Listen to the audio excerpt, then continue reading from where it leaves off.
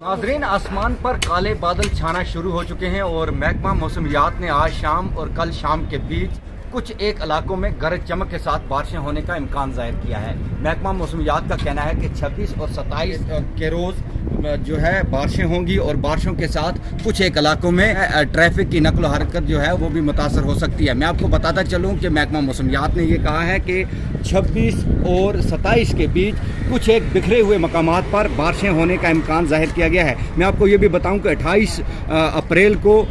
शदीद बारिशें और बालाई इलाकों में बर्फ़बारी होने का इम्कान जाहिर किया गया है और इसके साथ ये भी बताया गया है कि बर्फ़बारी जो है ये बालाई इलाकों में हो सकती है और मैदानी इलाकों में गरज चमक के साथ बारिशें होंगी। और इस बीच ये भी कहा गया है कि दरियाए झेलम हो या मावन नदी नाले जो हैं, इसके साथ जो दिगर नदी नाले हैं उनमें पानी की सतह भी बढ़ सकती है। लोगों से कहा गया है कि वो शाहराहों का सफ़र करते वक्त जो है मनसूबा बंदी करें कि वो किस तरह सफ़र कर सकते हैं, क्योंकि भारी बर्फ़बारी के नतीजे में सिंतन टाप हो, मुगतचारा हो या फिर दिगर जो बालाई इलाकों की सड़कें हैं उनमें ट्रैफिक की आमदरफ्त में खलल पड़ सकता है। ये भी बताया गया है कि